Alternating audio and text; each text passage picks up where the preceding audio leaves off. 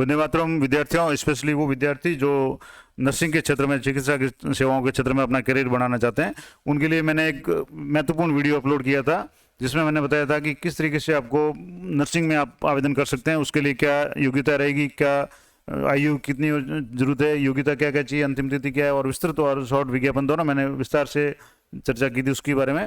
अब मैं आपको बताऊंगा कि आपको ऑनलाइन अप्लाई कैसे करना है। तो जैसे कि ये जो साइट आप देख रहे हैं rajswasthya.nic.in, इस पर आप जैसे ही क्लिक करेंगे तो यहाँ क्लिक हियर पे आपको यहाँ HTTP ये rajgnm.rajasthan.gov.in है, इस पर आपको क्लिक करना है। और जैसे ही आप यहाँ पे क्लिक करेंगे तो इस तरह की जो है वैकेंसी यहाँ आपको ये पेज खुलेगा और उसमें दो तरह के ऑप्शन दिए हुए हैं कि आपको click here for allotment letter, यानी अलॉटमेंट लेटर तो अभी इसके नहीं है, लेकिन जो उपयोगकर्ता पुस्तिका है ये आपके काम की है। अब जैसे ये इसमें क्या है तो इसको आप जैसे क्लिक करेंगे तो इस तरह का जो ये पूरी बुकलेट आपकी खुल जाएगी। राज GNM पे ऑनलाइन आवेदन आपको कैसे करना है, ये पूरी प्रक्रिया है। तो इसके लिए सबसे पहले तो आपको SSO ID पे जाना है। अगर आपकी SSO ID नहीं बनी है तो आप SSO ID कुछ मिनटों में बना सकते हैं। उसका पूरा वीडियो मैंने इस चैनल पे ही अपलोड किया हुआ है। कोई भी आप जैसे आपके पास में अगर मान लो आधार है या जन आधार है तो उससे आप SSO ID बना सकते हैं। अगर आप गवर्नमेंट कर्मचारी या किसी क्षेत्र में लगे हुए हैं तो आपकी SSO ID 100% होगी, या आपने अगर कोई भी फॉर्म अप्लाई किया है तो भी आपकी SSO ID बनी होगी। जैसे नहीं बनी हुई है तो भी आपको बहुत ही कम समय में या कुछ ही मिनटों में आप SSO ID बना सकते हैं। उसका भी जो वीडियो है मैंने साइट पे अपलोड किया हुआ है और इसकी जो लिंक भी मैं आपको डिस्क्रिप्शन में दे दूंगा इस वीडियो के, ताकि आप वहाँ से SSO ID बनाना सीख लें। अब जैसे ही आप SSO ID आपके अगर बनी है तो उसमें आपको इस पर लॉगिन करना है, अपनी ID और पासवर्ड डाल करके कैप्चा कोड भर के लॉगिन करना है। लॉगिन करने के बाद में इस तरह के जो ऑप्शन खुलेंगे जिसमें right to information, Jan Aadhaar है, रिक्रूटमेंट पोर्टल, अगर RPSC वगैरह का आपने कोई फॉर्म भरा है या जनरल बोर्ड का भरा है तो आपके रिक्रूटमेंट पोर्टल से आपके फॉर्म भरे जाते हैं तो वो आपको पता होगा। और इसमें जा करके आपको राज GNM सेलेक्ट करना है। अब इसमें से जैसे ये गवर्नमेंट टू सिटीजन जो ऑप्शन है उसमें से आपको सेलेक्ट करना है। अगर नहीं कर पाते तो ऊपर सर्च का ऑप्शन है जिसमें जाकर के आपको राज GNM आपको क्लिक करना है। जैसे आप राज GNM पे क्लिक करेंगे तो आपके बाद में उसके जो अगला पेज है वो सबमिट एप्लीकेशन फॉर्म है। इस तरह का जो ऑप्शन खुलेगा इसमें आपको क्लिक करना है और यहाँ क्लिक करने के बाद में इस तरह का आपको फॉर्म खुलेगा कि आपको एडमिशन फॉर्म है, ये स्क्रीन दिखाई देगा और इसमें आपको राष्ट्रीयता सेलेक्ट करनी है कि आप इंडियन है या अदर्स है। तो सामान्य रूप से सब भारतीय हैं तो आपको यहाँ इंडियन पे सेलेक्ट करना है और यहाँ क्लिक करने के बाद में आप पूछेंगे कि राजस्थान के मूल निवासी है या नहीं। तो अगर आप राजस्थान के मूल निवासी है तो आपको येस पे क्लिक करना है, अगर नहीं है तो आपको नहीं पे क्लिक करना है। अब जैसे यहाँ राष्ट्रीयता आपके इंडियन आ गई, उसके बाद में राजस्थान के मूल निवासी है तो आपको येस पे क्लिक करना है और यहाँ से आपको जो डिटेल्स है वो आपकी फैच होगी। सबसे महत्वपूर्ण बात जहाँ अधिकतर स्टूडेंट गलती करते हैं वो मैं आपको बता दूं कि यहाँ जैसे जन आधार कार्ड को आपको एंटर करने के लिए कहा जाएगा और यहाँ आप जन आधार कार्ड एंटर करेंगे, उसके बाद में गेट डिटेल्स पे आप क्लिक करेंगे तो आपके जन आधार कार्ड में जो भी डिटेल्स है उसके हिसाब से आपका जो भी नाम, पिता का नाम वगैरह वो सारा आ जाएगा। अब यहाँ गलती कहाँ होती है कि आपके जैसे 10वीं 12वीं में नाम में अगर स्पेलिंग में कुछ जो भी है, लेकिन अगर जन आधार में वो स्पेलिंग अगर अलग है तो आपका जो डाटा है वो जन आधार से फैच होगा। तो आपके जो विद्यालय रिकॉर्ड में अगर जैसे मान लो आपके एक भी उसमें लेटर का अगर आपके डिफरेंस है तो आपके मिसमैच हो जाएगा। आपका जो 10वीं का रिकॉर्ड है उसमें नाम अलग रहेगा और जन आधार में अलग होगा तो आपके बाद में समस्या आएगी। तो मेरा ये सुझाव रहेगा कि सबसे पहले आप अपना जन आधार चेक कर लें और जैसे अभी यहाँ अप्लाई करके भी देख लें। आप जन आधार एंटर करते ही आपका जो भी नाम वगैरह स्पेलिंग आती है, पिताजी के नाम की आती है, डेट ऑफ बर्थ की आती है उसमें, और अगर आपके 10वीं के मार्क लिस्ट में अगर कोई डिफरेंस है तो सबसे पहले आप ई-मित्र पे जाकर के अपना जन आधार अपडेट करवाएं। ये बहुत ज़रूरी है, खास करके जैसे RPSC के जो भी फॉर्म वगैरह भरते हैं उसमें OTR का जो वन टाइम रजिस्ट्रेशन का जो प्रोसेस है उसमें बहुत लोगों की गलती होती है और बाद में काफ़ी परेशान भी होते हैं और ये काफ़ी कॉम्प्लेक्स प्रोसेस है उसको चेंज करने का। लेकिन यहाँ आपके पास ऑप्शन है कि आप कुछ दिनों में, क्योंकि अभी जैसे 10 तारीख तक आपके अगले महीने की 10 तारीख तक आपके फॉर्म भरना है तो आप सबसे पहले जन आधार की जो डिटेल है वो चेक करें और 10वीं और जन आधार या 10वीं 12वीं का रिकॉर्ड एक ही हुआ उसको और जन आधार को मैच करें। उसमें अगर कोई भी डिफरेंस है तो आप सबसे पहले, क्योंकि बोर्ड की जो डिटेल्स है उसको चेंज करने का प्रोसेस बहुत कॉम्प्लेक्स है, जन आधार आराम से आपके ई-मित्र पर अपडेट हो जाएगा तो उसको आप विशेष ध्यान रखें। उसको आप यहाँ जैसे जन आधार क्लिक सबमिट करके नंबर करके आपको गेट डिटेल्स पर क्लिक करना है। उसके बाद में आपके OTP आएगा। जन आधार में आपके जो भी रजिस्टर्ड मोबाइल नंबर होगा वो आप अगर जैसे ई-मित्र पे जा रहे हैं तो वो फॉर्म आप लेके जाएं, ताकि मतलब फ़ोन लेके जाएं ताकि आपको OTP मिल जाए। और OTP भरने के बाद में ये डिटेल्स जैसे आपका एप्लीकेंट का नाम, पिता का नाम, माता का नाम, लिंग है वो आपको रेडियो बटन से सेलेक्ट करना है। उसके बाद में मैरिटल स्टेटस, मैरिड अनमैरिड जो भी है, हस्बैंड का नाम वगैरह कुछ चीज़ें जो जन आधार से डाटा फैच करेगा और कुछ चीज़ें हैं वो आपको मैनुअली भरनी पड़ेगी। ईमेल आईडी, मोबाइल नंबर, ये आपको विशेष रूप से ध्यान रखना है। मैंने पहले भी बता दिया कि ईमेल जो मोबाइल नंबर है, मैंने पिछले वीडियो में इसके बारे में बताया था कि वो आप अपना खुद का भरें, और विशेषकर खुद का अगर पास में नहीं है तो अपने परिवार के जो भी मेंबर है, माता पिता, उनका भरें। और ऐसा भरें कि जो व्यक्ति हो चालू हो, और कहीं ऐसा ना हो कि आप ई मित्र वाले का मोबाइल भर दें तो जो भी कोई मैसेज वगैरह आएगा वो आपको पता नहीं चलेगा। उसके बाद में आधार नंबर आपको फीड करना है, और आपकी जो कैटेगरी है उसको आपको सिलेक्ट करना है, और कैटेगरी में से जनरल, एसटी, एससी, ओबीसी जो भी है। उसके बाद में आपकी कास्ट है उसको सिलेक्ट करना है, और do you belong to economy की बैकवर्ड क्लास ईडब्ल्यूएस है तो आपको ईडब्ल्यूएस उस कॉलम में जाकर के यस करना है। और अगर आप टीएसपी एरिया से रिलेटेड है तो आपको वहाँ उसको राइट सेलेक्ट करना है। अगर आप दिव्यांग श्रेणी है तो भी आपको वहाँ से रेडियो बटन सेलेक्ट करना है।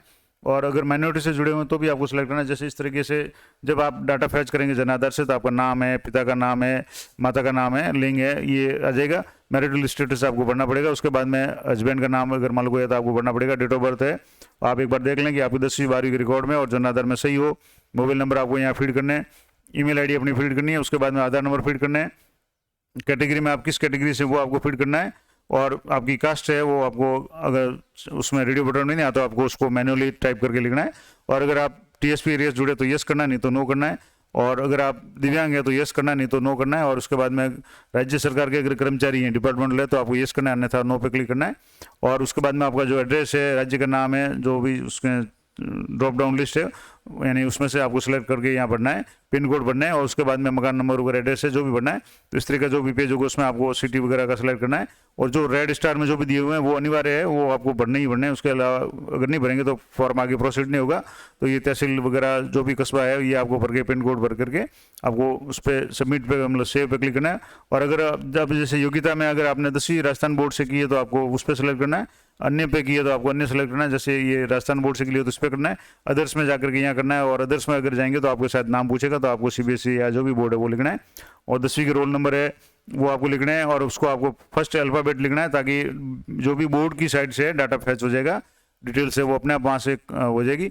और इसमें आपके फादर के नेम का पहला अल्फ़ाबेट आपको लिखना है। और उसके बाद में किस साल में आपने 10वीं या 12वीं की है वो आपको जो योग्यता है वो आपको सिलेक्ट करनी है। जैसे यहाँ सीनियर सेकेंडरी का पूछा है तो सीनियर सेकेंडरी जो भी आपको पूछा हो वो आप देख करके कर लें।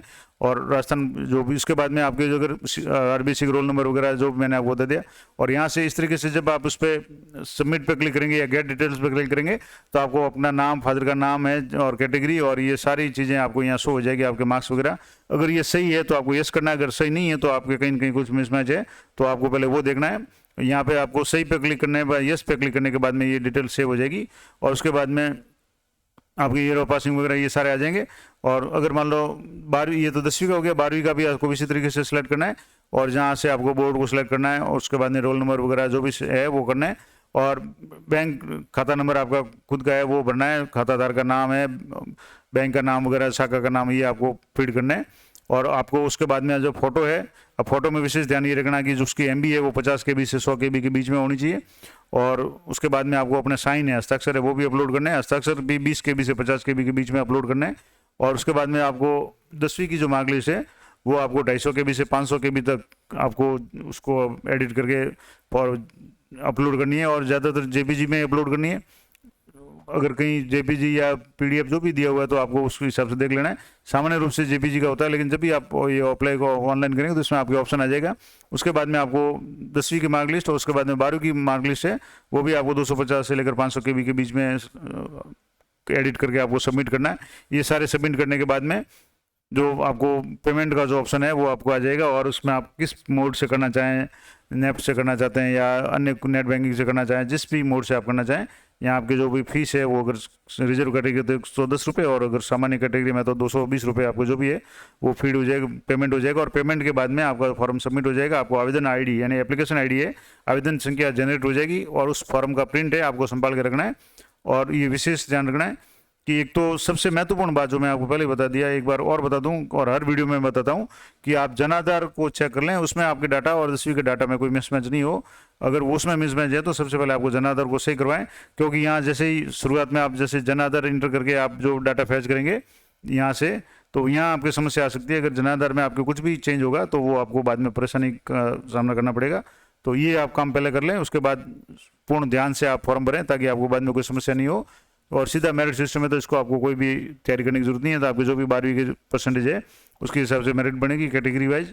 और आगे का जो भी प्रोसेस होगा, जैसे मेरिट घोषित होने के बाद में आपको जो भी काउंसलिंग करवानी पड़ेगी उसमें 500 रुपये का आपको शुल्क लगेगा। वो आगे का जो भी प्रोसेस होगा जब भी होगा इस साइट पे अपडेट आ जाएगी। मैं भी वीडियो पे अपडेट देने का प्रयास करूँगा, और इसी तरह की अपडेट के लिए चैनल पर बने रहें। और अगर आपने विस्तृत विज्ञापन या अन्य शर्तें वगैरह जो भी है वो आपने नहीं देखी है, तो इसी वीडियो के डिस्क्रिप्शन में उस वीडियो का लिंक दे दूंगा जो मैंने कुछ समय पर भी अपलोड किया है। वहाँ से आप ये पूरा चेक कर सकते हैं कि क्या क्या आपकी पात्रता की शर्तें हैं, क्या क्या योग्यता है, कितनी तारीख तक आप फॉर्म भर सकते हैं। ये सारा प्रोसेस मैंने उसमें बताया हुआ, विस्तार से बताया है। तो आशा करता हूँ ये वीडियो आपके लिए उपयोगी रहेगा। और जो भी आपके साथी हैं, खास करके ऐसे स्टूडेंट जो नर्सिंग के क्षेत्र में करियर बनाना चाहते हैं, या अगर आप शिक्षक या पेरेंट्स हैं तो भी आपके आसपास के या अपने परिवार में कोई भी ऐसे स्टूडेंट है, और खास करके लड़कियों के लिए ये बहुत अच्छा अवसर है, तो उनको ज़्यादा से ज़्यादा वीडियो को शेयर करें। तो मिलते हैं नेक्स्ट वीडियो में, तब तक जय हिंद, जय भारत।